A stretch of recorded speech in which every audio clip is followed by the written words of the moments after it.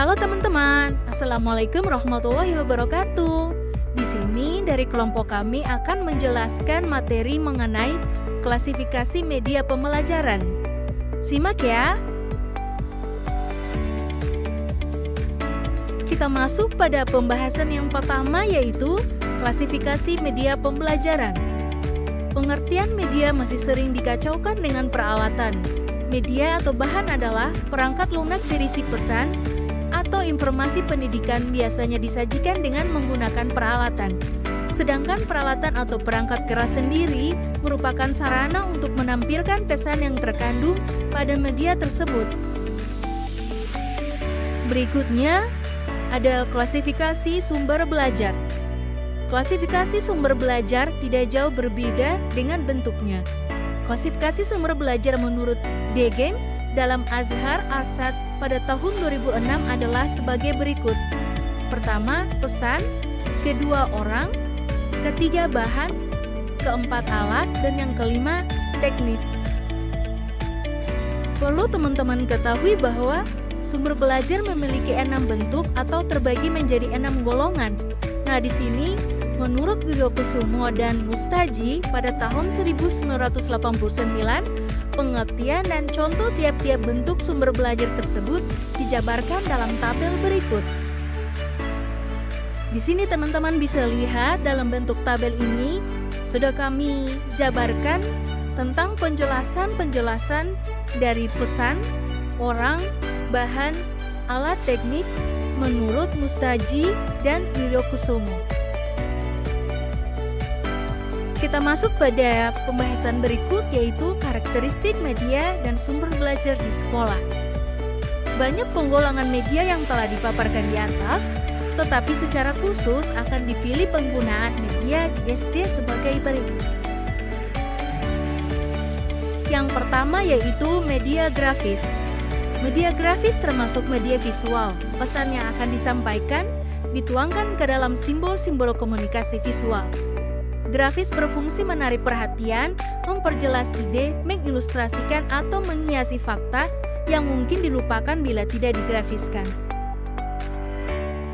Nah, di sini teman-teman bisa lihat ada beberapa contoh media grafis atau beberapa gambar yang kami cantumkan di sini dijadikan sebagai contoh media grafis, yaitu ada pemandangan alam atau pegunungan dan juga ada gambar candi. Kita masuk pada pembahasan sketsa. Sketsa adalah gambar yang sederhana, graf kasar yang melukiskan bagian-bagian pokoknya tanpa detail. Sketsa selain dapat memperjelas penyampaian pesan, menghindari verbalisme, menarik perhatian siswa, harganya pun tak perlu dipersoalkan. Sebab media ini dibuat langsung oleh guru, sketsa yang dibuat secara cepat, sementara guru menerangkan dapat pula dipakai untuk tujuan tersebut. Di sini kami mengambil contoh gambar sketsa pada kepala burung elang. Pembahasan berikut yaitu diagram. Sebagai satu gambar sederhana yang menggunakan garis-garis dan simbol diagram atau skema menggambarkan struktur dari objeknya secara garis besar, menunjukkan hubungan yang ada antara komponennya atau sifat-sifat proses yang terjadi. Dari penjelasan diagram tadi, di sini kami cantumkan gunung berapi sebagai contoh gambar diagram. Kita masuk pada bagan atau chart. Seperti halnya media grafis yang lain, fungsinya yang pokok adalah menyajikan ide-ide atau konsep yang sulit disampaikan secara tertulis. Di sini ada syarat bagan yang baik adalah dapat dimengerti anak, sederhana dan lugas, tidak rumit dan terbelit-belit, diganti pada waktu-waktu tertentu agar tetap termasa, juga tidak kehilangan daya tarik. Teman-teman bisa melihat dari penjelasan tentang bagan atau chart tadi telah kami siapkan satu gambar, yaitu gambar bagan organisasi atau bagan alosiklor. Kita masuk pada pembahasan grafik. Sebagai suatu media visual, grafik adalah gambar sederhana yang menggunakan titik-titik garis atau gambar. Grafik disusun berdasarkan prinsip-prinsip matematik dan menggunakan data-data komparatif. Teman-teman di sini bisa melihat ada dua gambar yang telah kami siapkan sebagai contoh gambar grafik. Berikutnya ada kartun. Kartun sebagai salah satu bentuk komunikasi grafis adalah suatu gambar interpretatif yang menggunakan simbol-simbol untuk menyampaikan pesan secara cepat dan ringkas atau sikap terhadap orang, situasi, atau kejadian-kejadian tertentu. Di sini teman-teman bisa melihat telah kami siapkan ada contoh gambar boneka sebagai alat komunikasi grafis. Kita masuk pada media poster. Poster tidak saja penting untuk menyampaikan kesan-kesan tertentu, tetapi dia mampu pula untuk mempengaruhi dan memotivasi tingkah laku orang yang melihatnya. Poster dapat dibuat di atas kertas, kain, batang kayu, seng, dan semacamnya. Berikut ini teman-teman bisa melihat ada contoh gambar poster yang telah kami cantumkan. Kita masuk pada pembahasan media pembelajaran 3 dimensi. Yang pertama ada model. Dalam membuat model, yang perlu diperhatikan adalah 1. Dibuat dalam bentuk 3 dimensi, yaitu mempunyai ukuran panjang, lebar, dan tinggi. Yang kedua, model dibuat cukup besar untuk dapat dilihat oleh seluruh murid di dalam kelas. Yang ketiga, dapat memperlihatkan bagian-bagian yang penting. 4. Dapat diuraikan dengan mudah, bagian-bagiannya dan mudah pula dikembalikan kepada bentuk asalnya. Dan yang kelima, bagian yang kurang dibuat penting dikesampingkan supaya dapat dilihat dengan jelas bagian-bagian yang penting.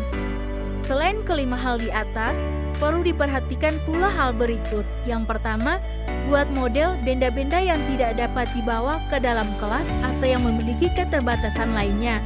Dan yang kedua, harus diterangkan bahwa model tidak sama dengan benda yang asli. Dan yang ketiga, kumpulkan benda-benda atau contoh-contoh yang banyak hubungannya dengan model yang dibuat. Berikut media pembelajaran 3 dimensi ada benda asli atau objek. Benda asli merupakan benda yang sebenarnya. Jadi, guru atau pendidik harus mengumpulkannya terlebih dahulu. Di sini ada juga media pembelajaran 3 dimensi, ada diorama. Pembuatan diorama harus memperhatikan hal-hal sebagai berikut. Yang pertama, merencanakan terlebih dahulu pemakaian diorama tersebut untuk pelajaran atau tema apa. Dan yang kedua, persiapkan keterangan-keterangan untuk memperjelas diorama yang dibuat. Yang ketiga, diorama hendaknya didukung oleh contoh-contoh benda asli yang banyak hubungannya. Dan yang keempat, dalam penggunaannya, dukung pula dengan gambar dan foto yang banyak hubungannya dengan diorama. Kita masuk pada pembahasan media audio. Berbeda dengan media grafis, media audio berkaitan dengan indera pendengaran. Pesan yang akan disampaikan dituangkan ke dalam lambang-lambang atau auditif, baik verbal maupun nonverbal. Ada beberapa jenis media yang dapat kita kelompokkan dalam media audio, yaitu ada radio dan laboratorium bahasa. Kita masuk pada pembahasan media proyeksi. Media proyeksi dia mempunyai persamaan dengan media grafis dalam arti menyajikan rangsangan-rangsangan visual. Perbedaan yang jelas di antara mereka adalah bila pada media grafis dapat secara langsung berinteraksi dengan pesan media yang bersangkutan pada media proyeksi. Ada banyak jenis media proyeksi diam, berikut akan dipilih media yang bisa digunakan di sekolah dasar. Yaitu ada media transparansi, film, dan juga televisi. Selain media proyeksi, di sini kami juga akan membahas tentang media teknologi komputer interaktif. Atas dasar divisi tersebut, pembelajaran berbasis komputer atau PBK menekankan siswa berhadapan dan berinteraksi langsung dengan komputer. Interaksi siswa dan komputer terjadi secara individual, dan komputer memang memiliki kemampuan untuk itu. Sehingga, apa yang dialami oleh siswa yang satu akan berbeda dengan apa yang dialami oleh siswa yang lain. Dari pemaparan materi kami tadi, di sini kami mengambil kesimpulan bahwa media atau bahan adalah perangkat lunak berisi pesan atau informasi pendidikan biasanya disajikan dengan menggunakan peralatan. Sedangkan peralatan atau perangkat keras sendiri merupakan sarana untuk menampilkan pesan yang terkandung pada klasifikasi media. Berikut ini ada beberapa kelompok media instruksional yang kami ambil, yaitu pertama, audio cetak, proyek visual diam, visual gerak dengan audio, benda, manusia dan sumber lingkungan, proyek visual diam dengan audio, dan yang terakhir komputer.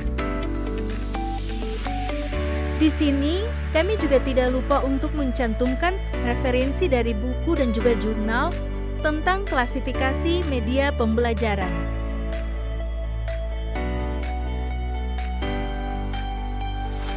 Di sini saya sebagai moderator mengambil alih mewakili kedua teman saya untuk menutupi presentasi pembelajaran kami. Wabillahi taufiq wal hidayah. Wassalamualaikum warahmatullahi wabarakatuh.